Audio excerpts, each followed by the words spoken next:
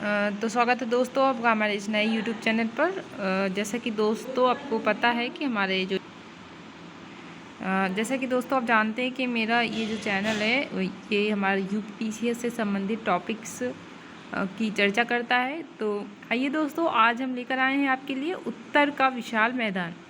क्योंकि दोस्तों कई बार अलग अलग टॉपिक से हमारे अलग अलग तरह के क्वेश्चन आते हैं, तो अगर हम एक एक टॉपिक तैयार करते हैं तो ये हमारे लिए अच्छा भी रहेगा और हमारे लिए याद करना भी आसान रहेगा। इसलिए दोस्तों आज हम देखते हैं उत्तर का विशाल मैदान। देखिए दोस्तों, हिमालय पर्वत के दक्षिण में, क्योंकि हिमालय पर्वत हमारा उत्तर दिशा में है, अगर हम भारत के नक्शे में देखना चाहें तो हिमालय पर्वत हमारा उत्तर की दिशा में है। तो हिमालय पर्वत के दक्षिण में सिंधु गंगा और ब्रह्मपुत्र नदी द्वारा निर्मित मैदान विशाल मैदान कहलाता है।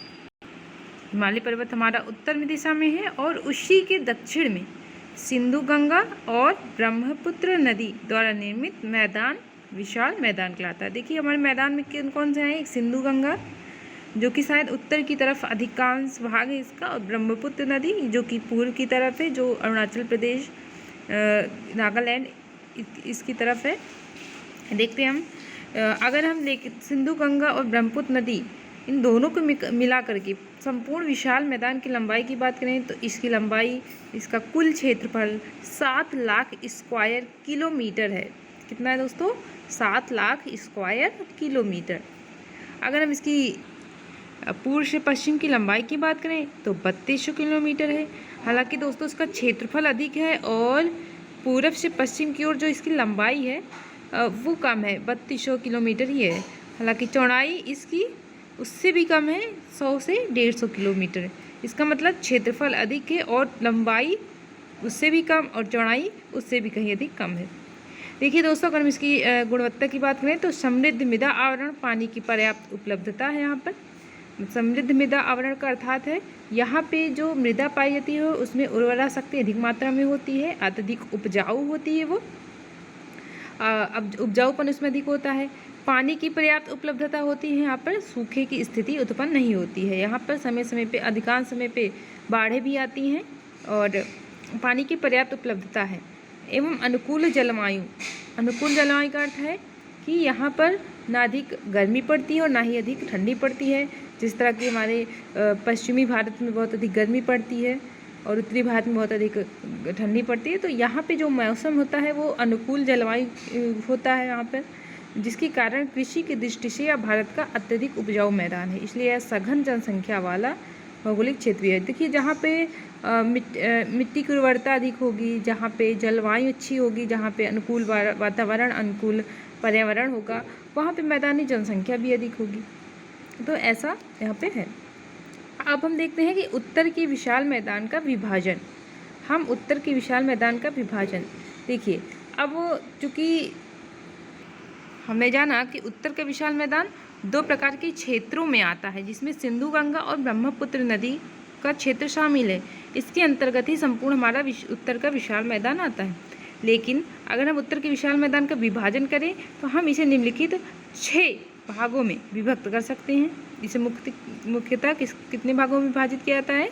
6 भागों में। पहला भावर प्रदेश, दूसरा तराई, तीसरा बांगर, चौथा खादर या कछारी भी हम जिसे कहते हैं, पांचवा रेह, कल्लर और छठवां डेल्टा। देखिए दोस्तों, अगर हम जैसे हमने क्या जाना, पहला हमारा जो प्रदेश है वो कौन सा आ जाता है हमारा? पहला हमारा प्रदेश भावर आ जाता है। भावर प्रदेश में क्या है देखिए दोस्तों, जिसे हम भावर भी कह सकते हैं। जब नदियाँ बहते हुए नीचे की ओर आती हैं, नीचे ढाल उत्तर दिशा की ओर और प्रवाहित होती हैं, उत्तर दिशा से नीचे की ओर दक्षिण में, अपने दक्षिण में, और हम इसे पश्चिम और पूरब की ओर विस्तारित कर सकते हैं, इसमें प्रवाहित होती हैं। तो सर्वप्रथम जो क्षेत्र पड़ता है, नदियाँ क्या करती हैं?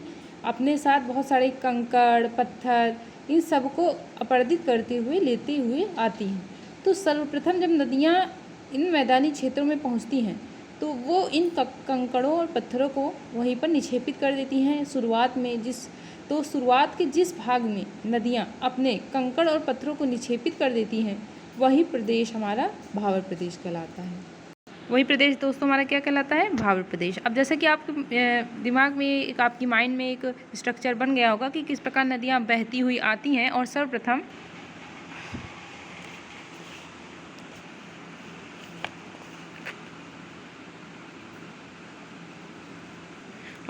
अपने क्षेत्रों को जो है क्रॉस करती हुई सबसे पहले वो भावर प्रदेशों को बनाती हैं। उसके बाद नदियाँ आगे बढ़ती हैं या आगे के क्षेत्रों में जब जाती हैं तो वो तराई क्षेत्रों का निर्माण करती हैं। तराई क्षेत्रों का निर्माण भी किस प्रकार करती हैं? अभी हमने जैसा देखा, भावर प्रदेश जो था हमारा, उसमें उन्होंने कंकड़ पत्थरों को छोड़ा था। उसके आगे जब वे आगे के मैदानों में जाती हैं तो वहाँ पर भी वे मिट्टी और अपने साथ बालू वाली जो चीज़ें होती हैं, जो कि एक महीन कण होते हैं, उनको जो है निक्षेपित करती हैं, जिसके कारण से वह क्षेत्र हमारा क्या हो जाता है? तराई क्षेत्र हो जाता है। अगला दोस्तों बांगर क्षेत्र है। बांगर क्षेत्र जो होता है, बांगर क्षेत्र, इसमें जो पुरानी जलोढ़ मिट्टी होती है ये मिट्टियाँ इसके अंतर्गत आती हैं। खादर के अंतर्गत नई जलोढ़ मिट्टियाँ आती हैं।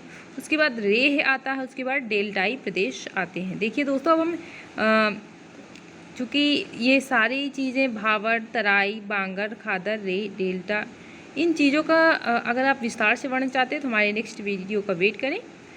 बाकी आप इन 6 भागों को अच्छे से याद रखें, क्योंकि जैसे मैंने बताया कि तराई क्षेत्रों में महीन बालू कणों को रखा जाता है। बांगर क्षेत्रों में जो पुरानी मिट्टियाँ होती हैं, पुरानी जलोढ़ मिट्टियाँ होती हैं, उनको जो है ये निक्षेपित करती हैं मिट्टियों को नदियाँ, जो कि वो काफ़ी टाइम से अपने साथ अपरदित करते हुए लेके चलती हैं। खादर मिट्टियाँ वो हैं जो जैसे समय समय पर बाढ़ भी आता है उत्तरी विशाल मैदानों में, तो बाढ़ के दौरान जो नवीन अपरदित मिट्टियाँ होती हैं, जब उनको ये मैदानी क्षेत्रों में निक्षेपित करती हैं तो वो मिट्टी खादर कहलाती हैं। उसके बाद आगे की रेह मिट्टी होती है और उसके बाद डेल्टाई प्रदेश आते हैं। तो थैंक यू दोस्तों, अगर आपको हमारे वीडियो पसंद आया है तो हमारे चैनल को लाइक और सब्सक्राइब कीजिए और बेल आइकन को ज़रूर प्रेस कीजिए। Thank you.